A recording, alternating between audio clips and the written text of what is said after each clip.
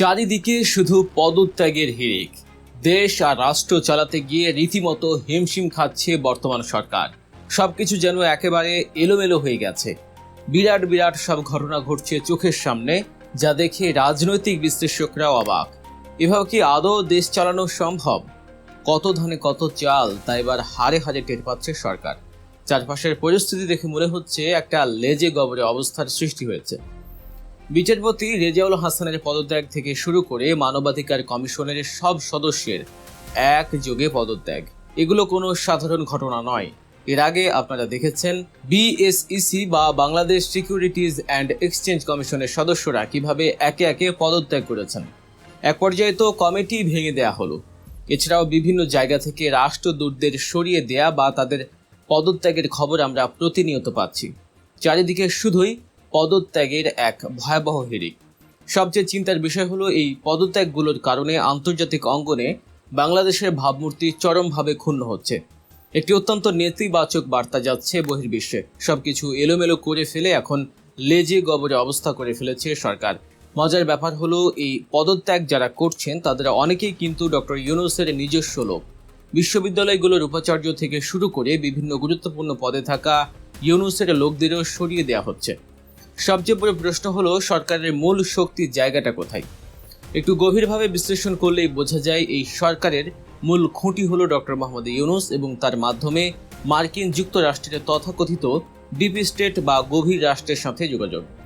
American এই deep state মূলত doctor ইউনূসের কথাতেই বর্তমান সরকারের দিকে সাহায্যের হাত বাড়িয়ে দিয়েছে বা তাদের সমর্থন দিয়ে যাচ্ছে।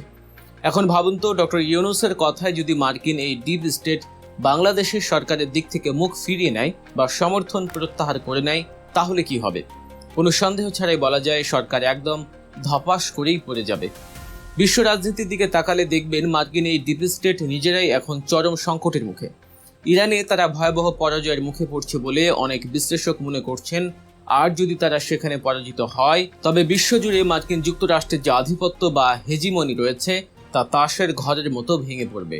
আর নিজেদের এই পতন ঠেকাতে তারা তখন মরিয়া হয়ে উঠবে এবং আশেপাশে যাকে পাবে তাকেই কামড় দেবে।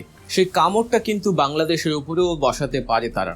এই পরিস্থিতিতে ডক্টর ইউনূস ছাড়া বর্তমান সরকারের পরিস্থিতি সামাল দেওয়ার আর কোনো বিকল্প নেই। কিন্তু সেই ইউনূসের লোকেরাই যখন পদত্যাগ করছেন, তখন পরিস্থিতি কতটা ভয়াবহ তা সহজেই অনুমেয়। ইউরোপ, আমেরিকা সহ সারা বিশ্বের সভ্য সমাজের কাছে একটি বার্তা স্পষ্ট হয়ে গেছে যে বাংলাদেশ থেকে মানবাধিকারের ধারণা পুরোপুরি উঠিয়ে দেওয়া হচ্ছে। মানবাধিকার কমিশনের সব সদস্য যখন একসাথে পদত্যাগ করেন, তখন বিচার বিভাগের স্বাধীনতা নিয়ে প্রশ্ন ওঠাটাই স্বাভাবিক। চারদিকে এই বিশৃঙ্খলার মধ্যে শিরিন শারমিনকে গ্রেফতার এবং পরবর্তীতে তাকে জামিন নিতে বাধ্য করার ঘটনা প্রমাণ করে যে সরকার কতটা বেকায়দায় রয়েছে। এবার আসা যাক ভারতের প্রসঙ্গে। শুধু দেশের ভেতরেই নয়, পররাষ্ট্রনীতির ক্ষেত্রেও চরম ব্যর্থতার পরিচয় দিচ্ছে সরকার। ভারতের হাতে পায়ে ধরে চলার একটা চেষ্টা আমরা দেখতে পাচ্ছি। কারণটা খুব স্পষ্ট, আমাদের অর্থনীতির অবস্থা খুবই খারাপ।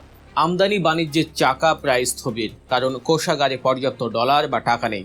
একসময় ভারতের সাথে বাণিজ্যের একটা বড় সুবিধা ছিল, এশিয়ান ক্লিয়ারিং হাউস বা আকুর মাধ্যমে 3 মাস পর পর বিল পরিশোধের সুযোগ ছিল। যেখানে সাথে সাথে টাকা দেওয়ার কথা, সেখানে 3 মাস বাকি খাওয়ার সুযোগ পাওয়াটা কোনো ছোট অর্জন ছিল না। কিন্তু এখন ভারত বাংলাদেশের দিক থেকে মুখ ফিরিয়ে নিয়েছে। ভারত বিকল্প কোনো পথ তৈরি করার সুযোগও দিচ্ছে না, আবার চীনও কোনো সাড়া দিচ্ছে না। বাধ্য হয়ে খলিলুর রহমানকে ভারতে পাঠানো হয়েছিল সম্পর্ক উন্নয়নের আশায়, কিন্তু ফল হলো উল্টো। ভারত তাকে কোনো পাত্তাই দেয়নি। খলিলুর রহমান ভারতে গিয়ে এক কথা বলছেন আর ভারত বলছে আরেক কথা। খলিলুর রহমানের এই সফর তখনই সফল হতো যদি নরেন্দ্র মোদীর বাংলাদেশ সফরের কোনো তারিখ ঠিক হতো, অথবা তারেক রহমানের ভারত সফরের কোনো সূচি চূড়ান্ত হতো। অন্ততপক্ষে আমদানি রফতানি বা বাণিজ্যের বিষয়ে যদি কোনো ইতিবাচক চুক্তি হতো, তাহলে বলা যেত সফরটি কাজে এসেছে। কিন্তু এর কিছুই হয়নি।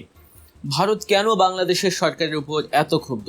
কারণ কূটনীতিতে একটা কথা আছে, বন্ধুর শত্রু মানে নিজের শত্রু। শেখ হাসিনা ভারতের দীর্ঘদিনের পরীক্ষিত বন্ধু। সেই শেখ হাসিনাকে যখন ক্ষমতাচ্যুত করে দেশের বাইরে পাঠানো হলো এবং ভারত তাকে আশ্রয় দিল, তখন ভারতের কাছে শেখ হাসিনাকে ফেরত চাওয়াটা ভারত ভালোভাবে নেয়নি। এর ওপর আবার শিরিন শারমিনকে গ্রেফতারের ঘটনা ভারতকে আরও বেশি অসন্তুষ্ট করেছে।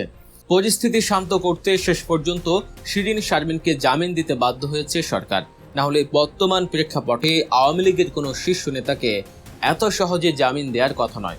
সরকারের এই বেপরোয়া আচরণের আরেকটি উদাহরণ হলো 111-এর কুশীলবদের ধরা। মজার বিষয় হলো এই 111-এর কুশীলবরা কিন্তু সরাসরি দিল্লির সেবা দাস হিসেবে পরিচিত। যদি 111 এবং বিডিআর হত্যাকাণ্ডের সঠিক তদন্ত হয় তাহলে চোখ বন্ধ করে সেখানে ভারতের সম্পৃক্ততা বেরিয়ে আসবে। কিন্তু যে সরকার ভারতের উপর এতটা নির্ভরশীল বা যে মার্কিন ডিপ স্টেটের উপর ভর করে ক্ষমতায় এসেছে, তাদের পক্ষে কি এই তদন্ত শেষ করা সম্ভব? পুরোটাই একটা গোলক ধাঁধা। মানবাধিকার নিয়ে যে এই আন্তর্জাতিক কেলেঙ্কারি, এর পরিণতি সরকারের জন্য শুভ হবে না। এভাবে রাষ্ট্র চালানো যায় না, সবকিছু ধ্বংসের দ্বার প্রান্তে। জুলাই বিপ্লবের সনদ বাতিল করা বা জনগণের সাথে প্রতারণা করার মতো কাজগুলো তখনই কোনো সরকার করতে পারে যখন তাদের ভিত্তি অত্যন্ত মজবুত থাকে। একটি সরকার যখন বিরোধী দলের যে কোনো আন্দোলন কঠোর হাতে দমন করার ক্ষমতা রাখে, পুলিশ বা প্রশাসনকে নিজের ইচ্ছেমতো ব্যবহার করে যাকে খুশি তাকে জেলে ভরার ক্ষমতা অর্জন করে, এক কথায় যখন তারা পুরোপুরি ফ্যাসিস্ট হয়ে ওঠে, কেবল তখনই এমন বেপরোয়া সিদ্ধান্ত নেওয়া যায়। কিন্তু বর্তমান সরকার তো একটি ইনফ্যান্ট বা শিশু সরকার। এদের তো এখনো হানিমুন পিরিয়ডই শেষ হয়নি। এই অবস্থায় প্রশাসনকে নিজেদের মতো গুছিয়ে না নিয়ে, সব বিরোধী দলকে কোণঠাসা করার শক্তি অর্জন না করেই তারা ফ্যাসিস্ট আচরণ শুরু করেছে। এই অপরিপক্কতার কারণে চারদিকে পদত্যাগের হিড়িক লেগেছে। একজন বিচারপতি বা মানবাধিকার কমিশনের চেয়ারম্যানের পদত্যাগে একটি শক্তিশালী ফ্যাসিস্ট সরকারের কিছু যায় আসে না, কিন্তু এই শিশু সরকারের জন্য এটি বিশাল ধাক্কা। ডক্টর নাবিলা ইদ্রিস সহ যারা মানবাধিকার কমিশনে ছিলেন, তাদের মতো নিরপেক্ষ এবং আন্তর্জাতিক মানের বিশেষজ্ঞ বাংলাদেশে আর দ্বিতীয়টি নেই। আওয়ামী লীগের চরম দুঃসময়েও তারা মানবাধিকার নিয়ে কাজ করেছেন। আজকে তাদের মতো মানুষদের যখন অসহায় হয়ে পদত্যাগ করতে হয়, তখন বুঝতে হবে মানবাধিকারকে গলা টিপে হত্যা করা হচ্ছে। অর্থনীতির দিকে তাকালে সাধারণ মানুষেরও কষ্ট আরও স্পষ্ট হয়। গত 17 বছরে মানুষ এতটা কষ্টে ছিল না যতটা এখন আছে। দ্রব্যমূল্যের ঊর্ধ্বগতিতে মানুষের নাভিশ্বাস উঠেছে। গ্যাসের দামের কথা একবার চিন্তা করুন, যে গ্যাস ভারতে মাত্র 240 থেকে 300 টাকায় বিক্রি হয়, বাংলাদেশে সেই গ্যাস কিনতে হচ্ছে 1800 থেকে 2000 টাকায়। বেক্সিমকোর গ্যাসের দাম আরও বেশি। এই যে এত বেশি দামে সাধারণ মানুষকে গ্যাস কিনতে হচ্ছে, এর দায় কার? এভাবে কি দেশ চলবে?